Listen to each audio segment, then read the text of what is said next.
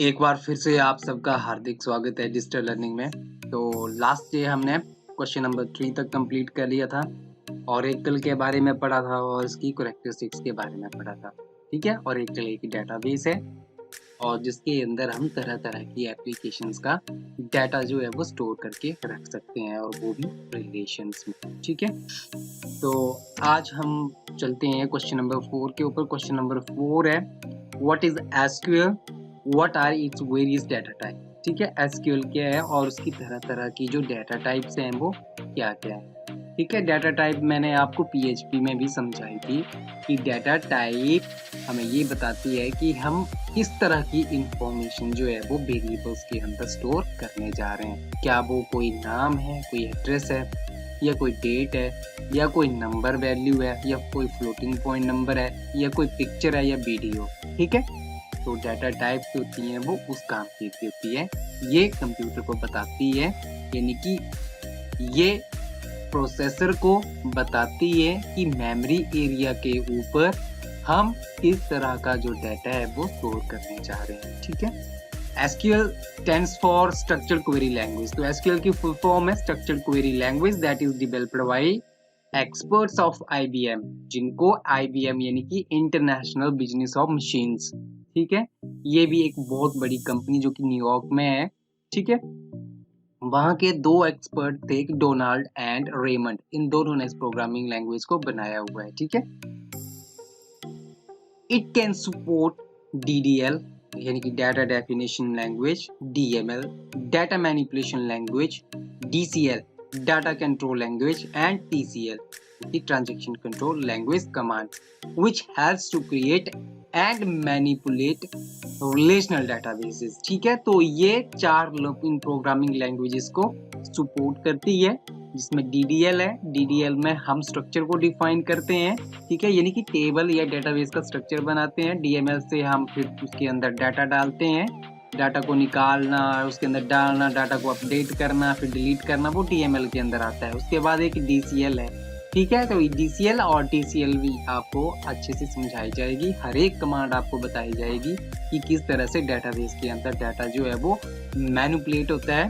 ठीक है, it can work with different types of databases. अब ये जो SQL है ये तरह तरह के जो डेटाबेसेस हैं उनके साथ ये काम कर सकती है। जैसे कि ओरेकल है, ओरेकल तो हम सीखने जा ही रहे हैं, उसी डेटाबेस के अंदर हम काम करेंगे SQL से। ठीक है, माइक्रोसॉफ्ट एक्सेस है उसके साथ भी ये काम कर सकती है, MySQL है उसके साथ काम कर सकती है। ठीक है, तो ये तरह तरह के कई डेटाबेसेस हैं वो SQL के साथ, यानी कि SQL जो है इन सारे के सारे डेटाबेसेस को सपोर्ट करती है, इनके अंदर काम कर सकती है। ठीक है, तो चलिए चलते हैं SQL की डाटा टाइप्स के ऊपर। तो सबसे पहली इसकी डाटा टाइप है कैर। ठीक है, जैसे यहाँ पे लिखा हुआ है ना कैर, कैर स्टैंड्स फॉर कैरेक्टर। ठीक है, ये अपने अंदर कैरेक्टर्स को स्टोर करती है।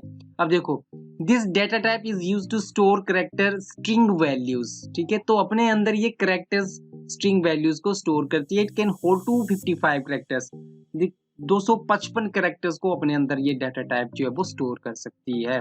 ठीक है, कैर जो है अपने अंदर 255 कैरेक्टर स्टोर कर सकती है। अगर मैं आपको यहाँ पे एक एग्जांपल में बताऊं तो यहाँ पे साथ साथ में मैं यहाँ पे आपको साथ साथ में वर्ड के ऊपर एक एग्जांपल भी बताता चलता हूँ इसका। ठीक है, प्रैक्टिकली करेंगे साथ साथ में, ऐसा कुछ नहीं है, लेकिन आपको मैं यहाँ पे भी बता देता हूँ।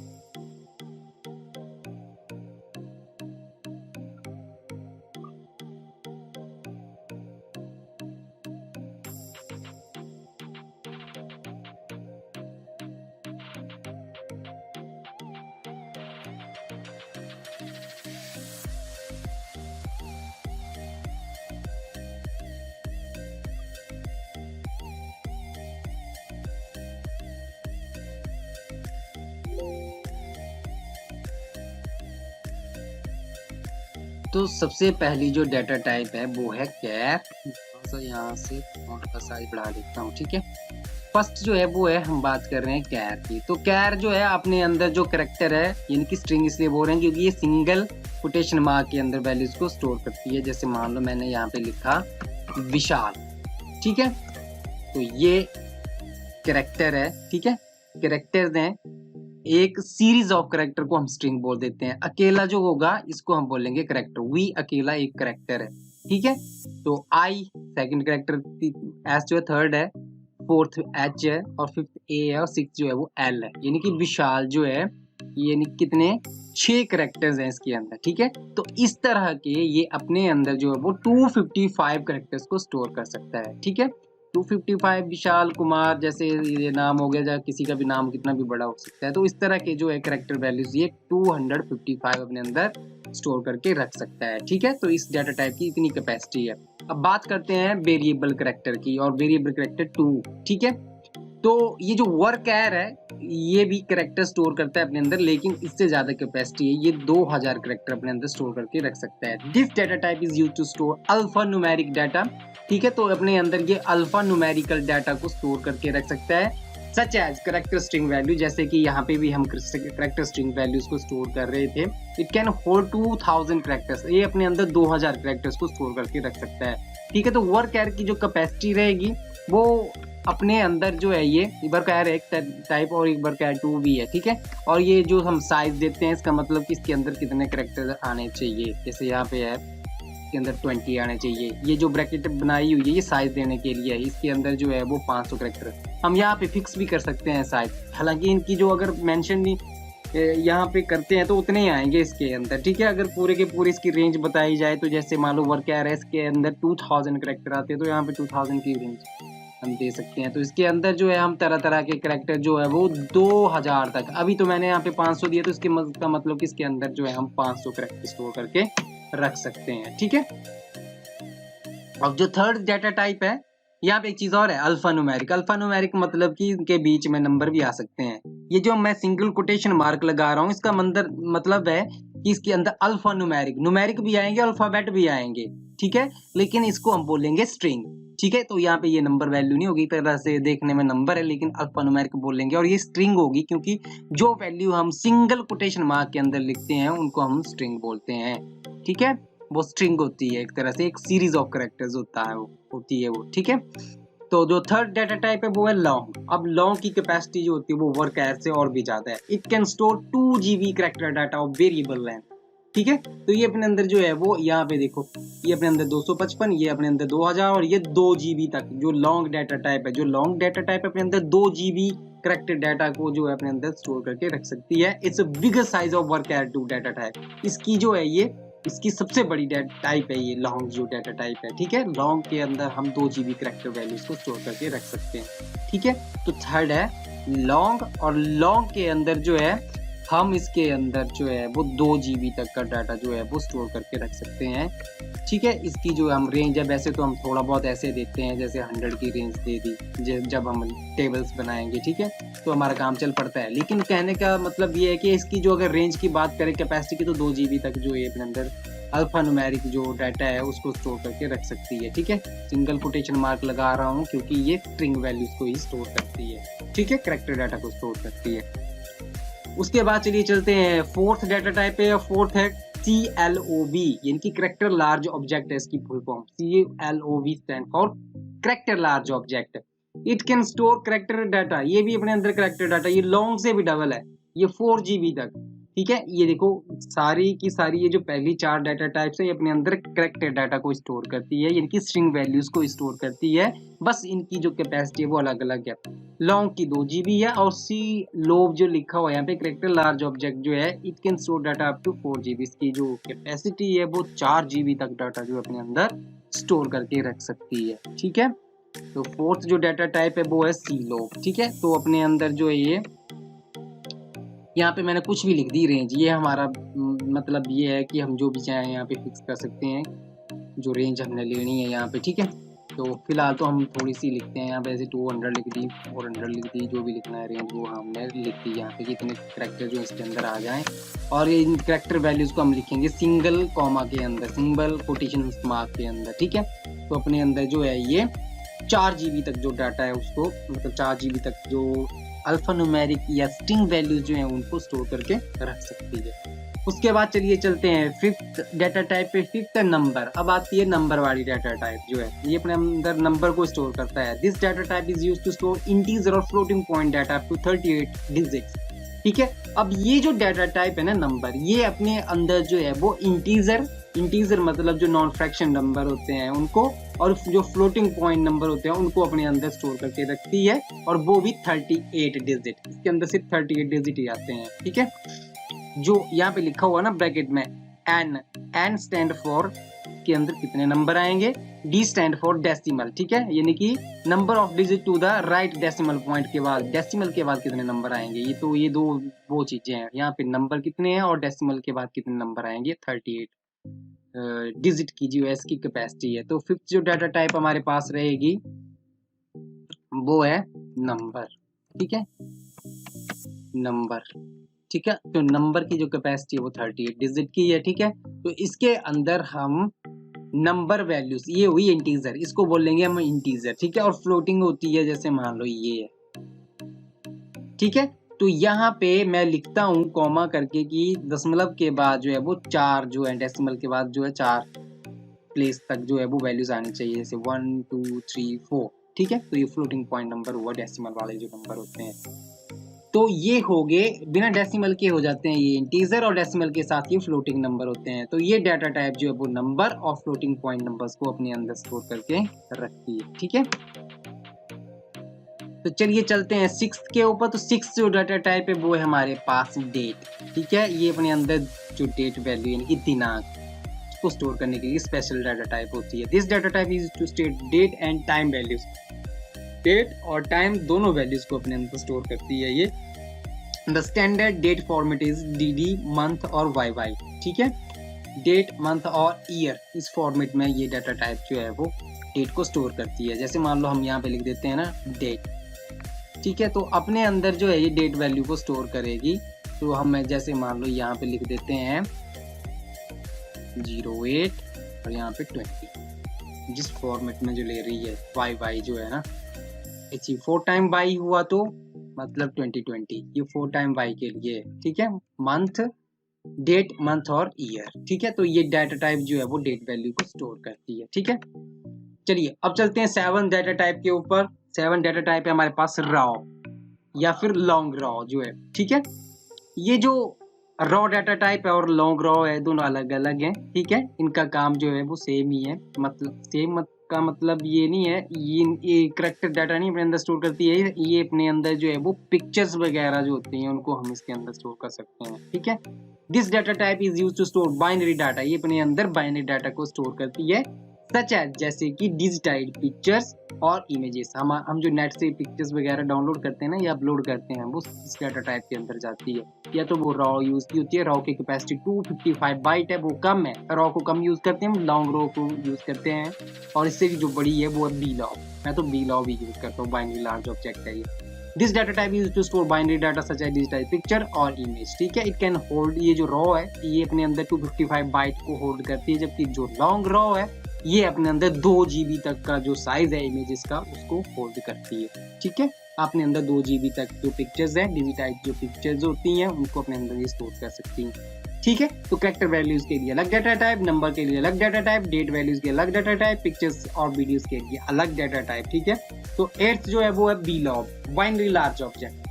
Binary large object stands for VLOB, यानी कि stands for binary large object. इसकी फुल फॉर्म है बाइनरी लार्ज ऑब्जेक्ट। ये it can store binary data, ये भी अपने अंदर बाइनरी डाटा को स्टोर करता है, सच है जैसे डिजिटाइज्ड पिक्चर, इमेज या वीडियो अप टू 4 GB। इसकी जो कैपेसिटी है वो 4 GB तक है।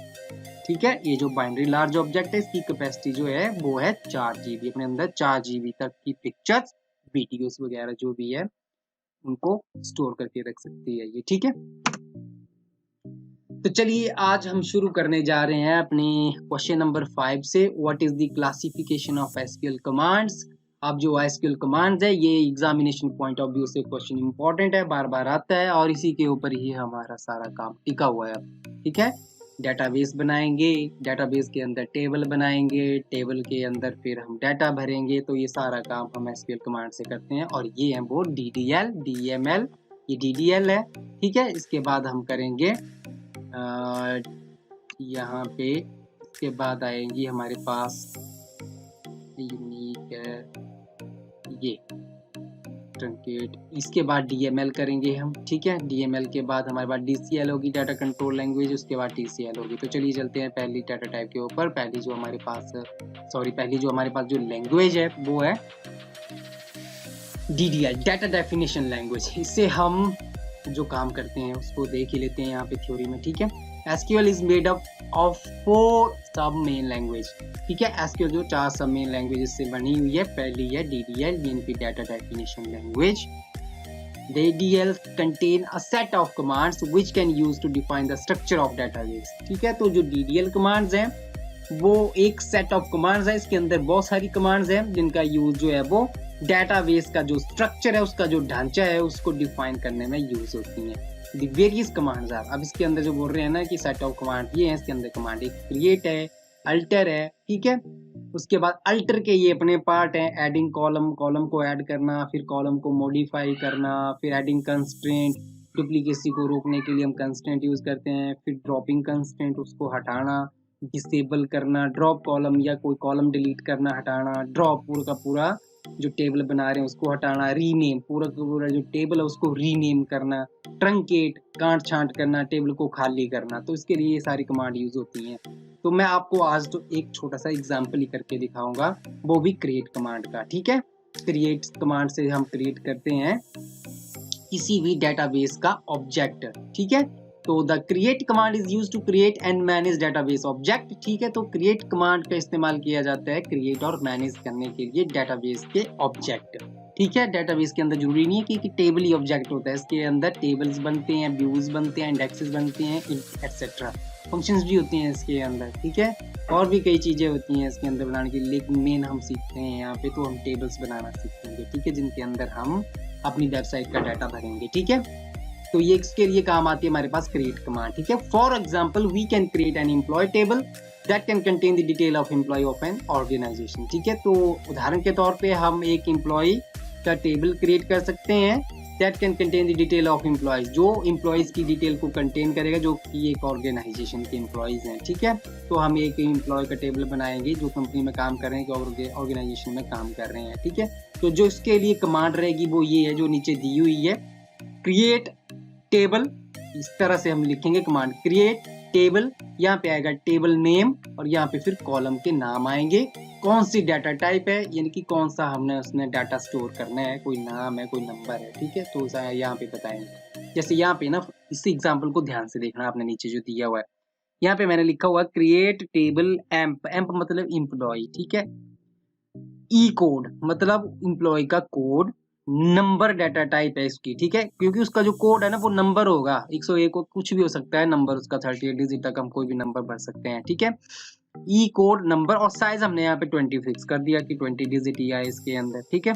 उसके बाद जो है ई नेम, कॉमा किया, यहाँ पे कॉमा लगाया, फिर एक दूसरा कॉलम हमने डिफाइन किया ई नेम मतलब एम्प्लॉय का नाम, और इसके अंदर हमने varchar two data type ली, यानी कि इसके अंदर कौन सी वैल्यू आएंगी हमारी स्ट्रिंग वैल्यू, यानी कि नाम आएगा या एड्रेस भी आ सकता है इसके अंदर, जो आपने भरना है वो भर सकते हैं इसके अंदर। नंबर के लिए मतलब अलग रहेगा और अल्फा न्यूमेरिक कैरेक्टर के लिए ये अलग रहेगा, ठीक है। फिर आगे आया ई डेप्ट नंबर मतलब ई एम्प्लॉय का डिपार्टमेंट नंबर, फिर स्पेस है, फिर नंबर है, फिर साइज है यहाँ पे, ठीक है। तो नंबर डाटा टाइप, क्योंकि डिपार्टमेंट का नंबर है तो नंबर ही आएगी डाटा टाइप, ठीक है। उसके बाद सैलरी है वो भी नंबर है, तो सैलरी के लिए नंबर, और वो डेसिमल में भी हो सकती है सैलरी, मान लो किसी की सैलरी 40,500 है तो कॉमा करके यहाँ पे 2 कर दिया। अब 7 डिजिट से हमारा काम नहीं चलेगा तो हमें यहाँ पे थोड़ी रेंज बड़ी रखना पड़ेगी, तो हम यहाँ पे रेंज 15 कॉमा यहाँ पे 4 रख देंगे, ठीक है, ताकि 15 डिजिट आ जाए और हमारा काम भी हो जाए, नहीं तो एरर आ जाती है क्वेरीज में। तो इस तरह से हम टेबल क्रिएट करेंगे क्रिएट कमांड से, ठीक है।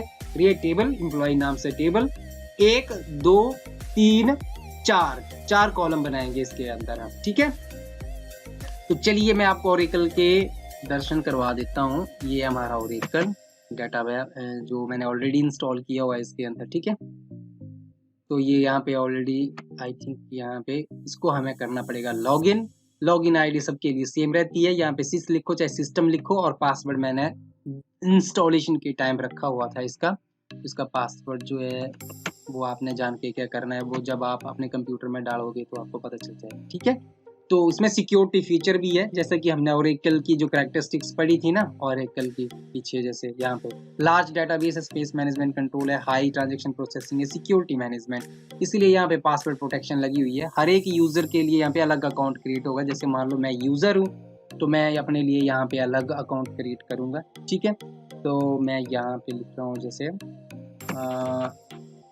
यहाँ पे बना देते हैं, जैसे सोनल नाम से बना देते हैं यहाँ पे अकाउंट, ठीक है, सोनल। और यहाँ पे यूज़र नेम आएगा, ये डेटाबेस का यूज़र नेम है और ये फिर यूज़र नेम है, और यहाँ पे मैं नाम रखूँगा सोनल बन, ठीक है। या फिर यहाँ पे सोनल बन लिख देते हैं और यहाँ पे सोनल रहने देते हैं, और यहाँ पे लिख देते हैं पासवर्ड भी सोनल, और यहाँ पे कंफर्म पासवर्ड में रखना है। और यहाँ पे हम क्रिएट करेंगे वर्क स्पेस, यूजर क्रिएट कर रहे हैं हम, ठीक है। हर एक यूजर जो है अपने टेबल अलग से बनाएगा, ऐसा होता है डेटाबेस के अंदर, ठीक है। तरह तरह के यूजर इसके अंदर काम कर सकते हैं, अलग अलग यूजर इसके अंदर काम कर सकते हैं, अपना स्पेस अलग से क्रिएट कर सकते हैं, उसके टेबल अलग से होंगे इसके अंदर, ठीक है। तो successfully created workspace Sonal 1 to begin, click here. अब हम करेंगे लॉगिन, ठीक है। तो वर्क स्पेस का नाम आया सोनल 1, यूजर नेम सोनल, और पासवर्ड भी मैंने यहाँ पे रखा हुआ था सोनल, और ये लॉगिन, ठीक है। तो ये हमारा जो डेटाबेस है वो हो गया है लॉगिन, जहाँ पे एक यूजर क्रिएट किया हुआ है हमने सोनल नाम से, ठीक है। तो सोनल यहाँ पे लॉगिन है, और यहाँ पे जो है इसका एसक्यूएल का जो वर्कशॉप है वो यहाँ पे है, यहाँ पे जाएंगे, फिर एसक्यूएल कमांड आएगी, फिर इसके अंदर जाएंगे हम। तो सारी कमांड हम यहाँ पे लिखेंगे एसक्यूएल की, ठीक है। हम एसक्यूएल की सारी कमांड यहाँ पे लिखेंगे और यहाँ से रन करेंगे, और आउटपुट जो है हमें यहाँ पे नजर आएगी कि हमारा टेबल जो है वो बन के तैयार हो रहा है, ठीक है। तो मैं जैसे आपको बता रहा हूँ कि मैंने यूज़ किया, अभी जो आपको बताया पहले वो थी क्रिएट कमांड। तो मैं क्रिएट से एक टेबल क्रिएट कर रहा हूँ, ठीक है, क्रिएट, और यहाँ पे मैंने लिखा टेबल, और यहाँ पे आएगा टेबल का नाम। मैंने एम्प लिखा था, एम्प ऑलरेडी बना हुआ है ना, तो नहीं ये बनाएगा एम्प नाम से, ठीक है। तो मैं एम्प यहाँ पे एम्प 41 करके बना रहा हूँ टेबल यहाँ पे, ठीक है। इसमें ऑलरेडी बना हुआ है, वो आपको दिखा दूंगा, इसमें ऑलरेडी बना हुआ है टेबल पहले से। तो अगर पहले से बना होगा ना यहाँ के अंदर, तो जो है ये फिर एरर देगा, क्रिएट नहीं करेगा, कि ये बोलेगा कि ये जो डाटाबेस का जो ऑब्जेक्ट है या this table is already exist, इस करके बोलेगा ये, ठीक है। सबसे पहले हमने ई कोड, और इसकी जो डाटा टाइप है वो नंबर, NUMBER नंबर, और उसका जो साइज है मैंने इसका साइज 20 रख दिया ई कोड का, ठीक है। उसके बाद बात करेंगे एम्प्लॉय के नाम की, ई नेम, तो मैंने इसके लिए वर्कर 2 साइज लिया, और इसका जो साइज है वो मैंने डाल दिया यहाँ पे 40 तक, ठीक है। 40 तक इसका साइज मैंने रख दिया। हालांकि वर्कर की कैपेसिटी जो है मैंने आपको दिखाया कि 2000 कैरेक्टर जो अपने अंदर स्टोर करके रख सकता है ये, ठीक है। कैर भी ले सकते हैं हम, यहाँ पे उसकी कैपेसिटी कम है, 255 कैरेक्टर जो है वो वही आएंगे उसके अंदर, लेकिन मैंने वर्क कैर 2 थोड़ा बड़ा है इसके ऊपर, इसके बड़ा लॉन्ग डाटा टाइप है वो भी यूज़ कर सकते हैं। तो हमने यहाँ पे जो यूज़ किया वो वर्क कैर यूज़ किया, लॉन्ग है, नहीं तो फिर लॉन्ग के बाद फिर हमारे पास करेक्टर लॉज ऑब्जेक्ट है लार्ज, वो तो बड़े केसेस में हम यूज़ करते हैं, हमारा काम इनसे चल पड़ता है, ठीक है। तो थर्ड जो है, थर्ड हमने यहाँ पे लिखा ई डेप्ट नंबर, मतलब डिपार्टमेंट का नंबर, और इसका साइज भी मैंने 20 रख दिया, ठीक है। उसके बाद की सैलरी, एम्प्लॉय की सैलरी, स्पेस दिया मैंने नंबर, ठीक है। और जो उसकी सैलरी है वो 20 डिजिट तक आ जाए, और आफ्टर डेसिमल जो 4 लिख दिया मैंने यहाँ पे, ठीक है। तो ये शुरू में जो ब्रैकेट यहाँ से की थी ना मैंने, तो ये ब्रैकेट यहाँ पे लास्ट में आके क्लोज हो जाएगी, ठीक है। ये इसकी थी, यहाँ पे बंद हो गई, और यहाँ पे मैं लगाऊंगा सेमी कॉलन। ये तरीका है क्वेरी के लिए, ठीक है। तो अब मैं यहाँ पे क्लिक करूंगा रन, ठीक है, अपने टेबल को क्रिएट करने के लिए, और ये जो आउटपुट दिखाएगा यहाँ पे दिखाएगा ये रन। अभी हम स्ट्रक्चर डिफाइन कर रहे हैं, क्योंकि हम कौन सी कमांड कर रहे हैं, DDL, data definition language, data को डिफाइन कर रहे हैं हम अभी। ये डाटा जो है टेबल में आएगा हमारे, ठीक है। तो मैं कर रहा हूँ इसको रन। तो यहाँ पे हमारा मैसेज आया टेबल क्रिएटेड, ठीक है। तो हमारा टेबल जो है वो क्रिएट हो चुका है इन नाम से। अगर चाहें तो उस टेबल को हम देख सकते हैं डिस्क्राइब से, ठीक है। तो जैसे हम ये डिस्क्राइब, पहले हमें कमांड जो है यहाँ पे लिखना पड़ती है, लिख के भी उसके बाद ये चल पड़ती है कमांड, ठीक है। DESCRIBE डिस्क्राइब, ठीक है। डिस्क्राइब एम किस नाम से बनाया था हमने, तो हिस्ट्री के अंदर हम देख सकते हैं कि हमने किस नाम से जो है वो हमारी हिस्ट्री में आता जाता है कि एम्प 41 नाम से हमने टेबल बनाया था और ये क्वेरी यूज़ की थी, ठीक है। 16 सेकंड है वो हिस्ट्री के अंदर आता भी जाता है कि हमने जो भी कमांड लगाई हो, ठीक है। तो डिस्क्राइब एम्प 41, ठीक है।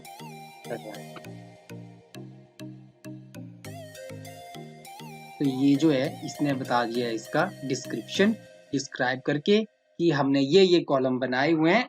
टेबल का नाम है M41, ई कोड, ई नेम, ई डेप्ट नंबर, ई सैलरी। डाटा टाइप जो है इनकी नंबर, वर्क है 2 और इसका नंबर, इसकी लेंथ जो है ये भी बता रहे हैं। ठीक है, इसकी 40 ली हुई तो इसके ये जो 40 20 20 20 और इसकी जो स्केलिंग है नंबर की आफ्टर डेसिमल 4। ठीक है, बाकी ये चीजें बाद में आएंगी सिलेबस में। ठीक है, तो मैंने आपको ये दिखा दिया कि इस तरह से जो है ये सिर्फ ढांचा बताया है इसने कि ये बने कॉलम इसके अंदर। अब इनके अंदर अगर हमने डाटा भरना है तो उसके लिए कमांड जो एडवांस में यूज करना पड़ेगी, वो DML के अंदर आती है। इंसर्ट कमांड जो है ये जो हम लोग इंटरनेट पे ना सेंड पे क्लिक करते हैं या फिर कोई एप्लीकेशन सबमिट करते हैं, कोई सबमिट पे बटन पे क्लिक करते हैं तो सारा का सारा डाटा जाके डाटाबेस में सेव हो जाता है। तो वो सेव होता है इस कमांड के करके।